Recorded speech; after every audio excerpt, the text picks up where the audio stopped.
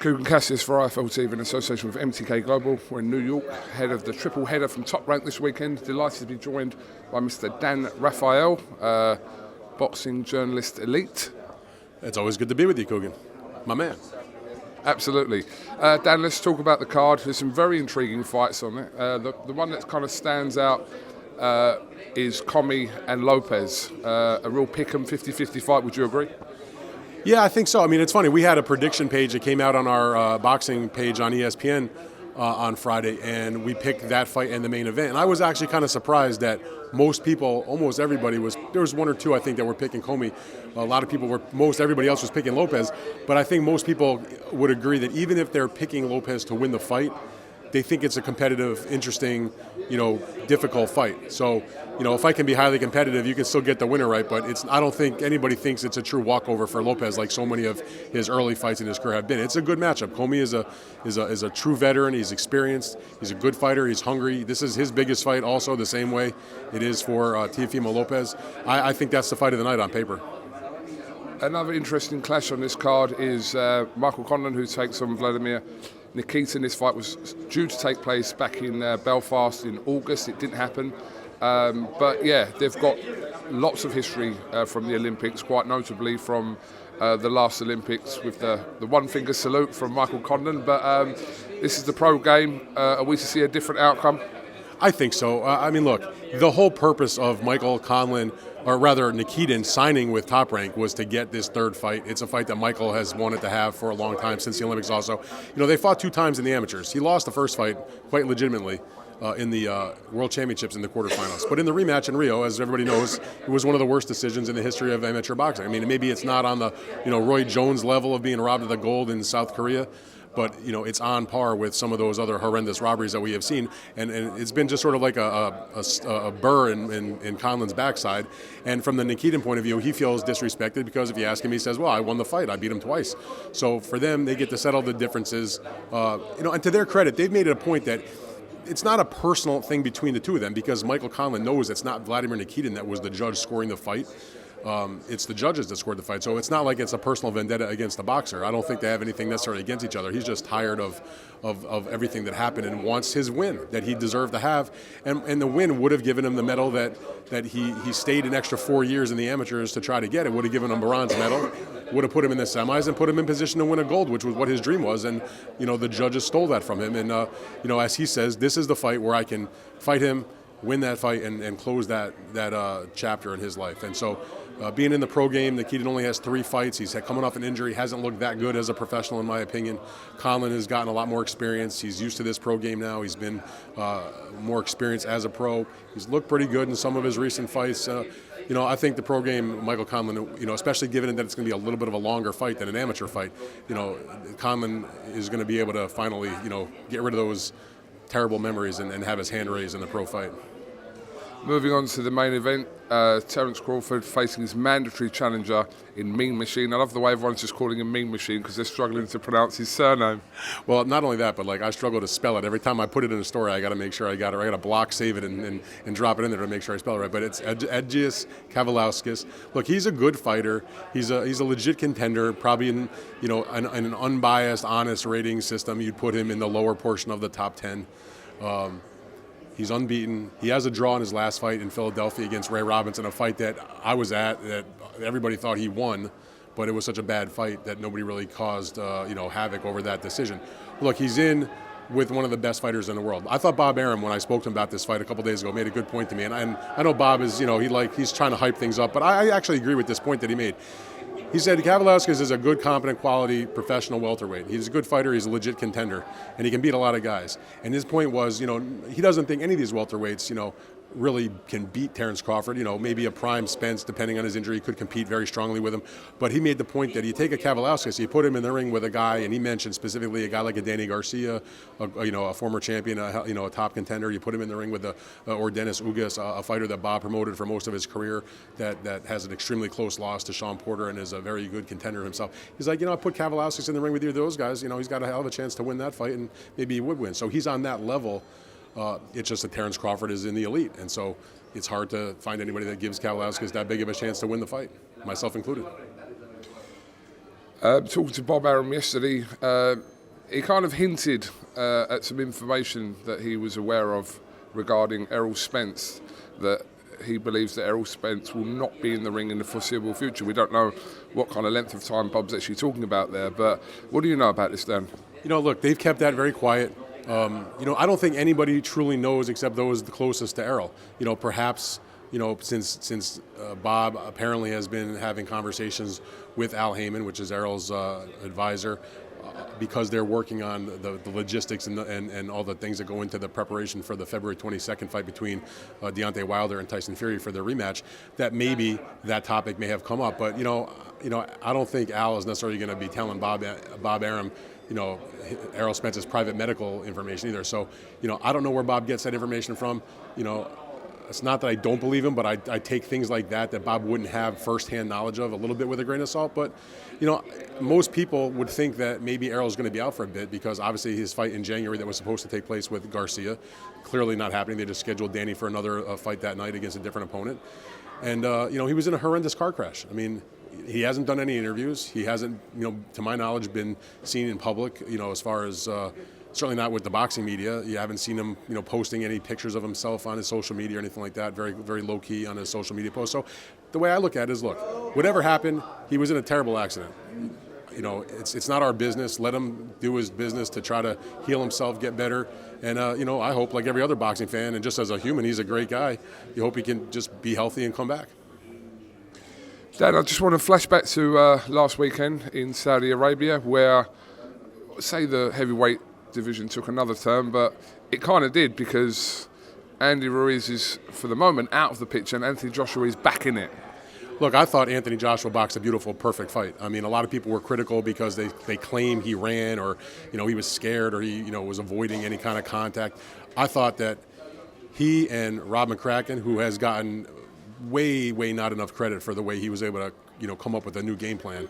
Because remember, when he lost the fight to Andy back in June, a lot of people were calling for AJ to, dump Rob and to go to a new trainer. I thought that was the wrong idea back then, and I think that my opinion is vindicated because Rob came up with a great game plan, and to Joshua's credit, he was able to take that game plan and implement it perfectly. And it's one thing to implement it and be able to do it for a few rounds, but to be able to stay that focused and that on point for 12 rounds for basically every single second of the entire fight, I thought was masterful.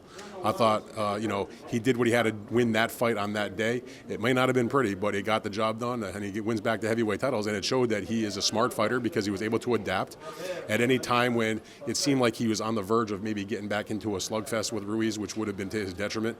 He was able to back off a little bit and remember, I got to keep to this particular plan. I thought they did a hell of a job. It was a well-deserved victory, and on Andy Ruiz's side, he'll regret it for the rest of his life. Yeah, he made a huge amount of money, but he'll wake up every day knowing he gave away the heavyweight championship. Andy Ruiz got a lot of criticism after the fight, more so due to some of the comments that he made in the post-fight press conference regarding kind of the last 6 months and the fact that he'd been partying, etc. Manny Robles come out and said that he'd had an injury in camp, but he's had a lot of criticism for almost not taking this rematch too seriously, weighing in at one of his heaviest at over 280 pounds. What did you make of all that, Dan?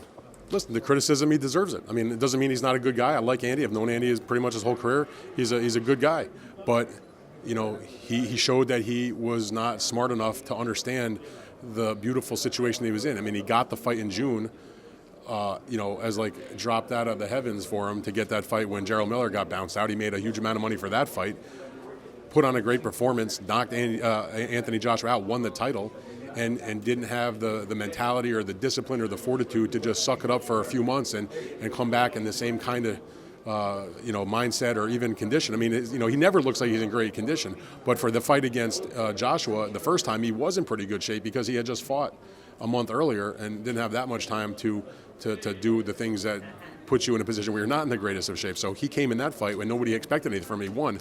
And now he went from being the hunter to being the hunted, and he didn't take it serious. And I remember, I forget what day it was, but there was a point where, Robles had been saying to people that Andy was supposed to be back in camp on a particular day, and they were going to open up the training camp. And I thought, that might be a good story. I'm gonna see what happens, and at the end of that day, I'll give Manny a call and maybe write something about, hey, the champ is back in camp, how'd it go, and just see what's up, and on a slow news day.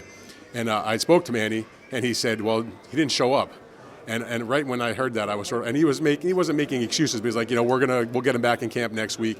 At that moment, I was like, this is going to be interesting, and particularly because history, if you don't remember history, it can sometimes repeat itself. So he clearly didn't learn from the Buster Douglas, who came out of shape for the Holyfield fight after he beat Mike Tyson, or go back years before that, or Roberto Duran, who scored a huge victory against Sugar Ray Leonard and then spent 4 or 5 months partying and didn't do very well in the rematch and ended up quitting. I mean, you can go through history and find examples of that in rematches. And Andy got the golden goose, and he let it get away. So while he was partying and doing the things he shouldn't have been doing to prepare for the biggest fight of his life, Anthony Joshua had his head down, was in camp, busting his ass, and listening to Rob, taking advice from Vladimir Klitschko, and just, being as prepared as he could be. And you could tell at the weigh-in. He was slim and trim, still looked ripped and strong. He lost 10, 11 pounds. And Ruiz had bulked up. He had gained, almost 16 pounds. Like you said, heaviest of his entire career, except for his first 2 fights where he was like a little over 290. Nobody in the heavyweight division going into a championship fight puts on 16 pounds on purpose. I heard people like, well, he did it to bulk up, to be stronger. I'm like, are you crazy? No. He just didn't train properly to be in the shape you need to be in, especially against a fighter the caliber of an Anthony Joshua. And, it cost him. He didn't win. He won. I gave him 1 round. I mean, you could theoretically give it a shutout. Maybe at the most, one of the judges gave him 2 rounds. But beyond that, it was all AJ, and props to him. Just finally, there's an interesting situation developing regarding Anthony Joshua's mandatory situation. Who will cave in? Will it be the WBO or the IBF? Well, I've been reporting on both of those orders over the last few days here in New York, and a couple of days ago, the WBO, Paco Valcárcel, to back up a minute, after the fight with Ruiz, announced, I think on his Twitter account, that Joshua had 180 days to fight the mandatory against Usyk. But a Twitter comment doesn't necessarily equate to like an official official declaration. But then a couple days ago, the WBO sent out the formal letter to Team Joshua, Eddie Hearn, to the Usyk camp and his people. Also, Eddie is the co-promoter of him also, officially ordering the fight, saying you have 30 days to negotiate or there'll be a purse bid.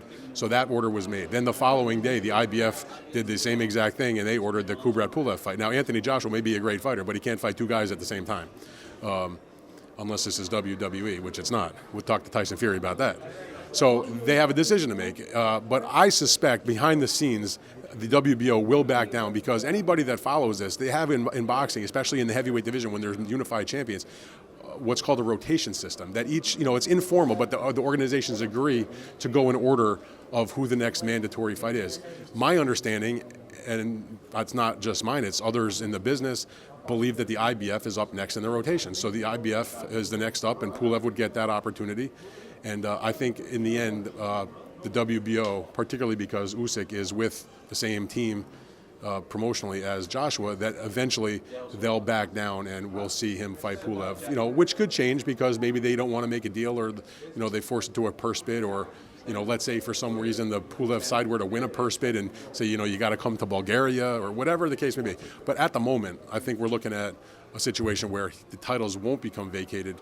He'll be able to take the Pulev fight and then fight Usyk later in 2020. But that's my conjecture. I think that's what's going to happen. Plus, it's also worth mentioning that Team Usyk are also trying to make a fight for February with Derek Chisora. Well, I mean, if certainly the situation with the mandatories, at least in terms of the schedule and who's got next, is going to be clarified before February.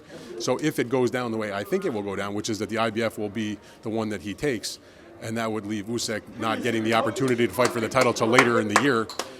If you're Usyk, who's only had the one heavyweight fight and only fought once last year because of an injury, he's not going to just sit idle. You got to figure he's going to fight at least once before he fights for the title. And if it's a fight against Derek Chisora, that's a interesting matchup. I mean, it's a solid fight for him. I mean, Derek Chisora may not be the heavyweight champ, but he's been a hell of a contender and an exciting guy. And if you can beat Derek Chisora, you probably can take the next step. And Derek Chisora is going to force you to tell the truth about yourself inside the ring, because he makes it difficult for guys. So, if it's Joshua versus Pulev, maybe it's not the biggest fight of all time, but after everything that AJ has been through, that's not an unreasonable fight for him to take.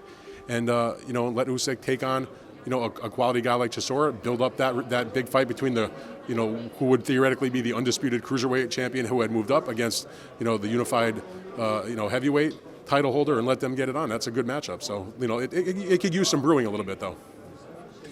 Dan, thank you very much for talking to IFL TV. Enjoy your weekend here in New York. And I don't know, hopefully we may see you in the UK if the fight's big enough for you to come over. Listen, I would love to come back. I mean, I've enjoyed. I've been there. I think 3 times for fights. I've enjoyed myself each and every time, and hopefully, like you said, there's a fight big enough where we can take the show on the road again. I think people don't realise.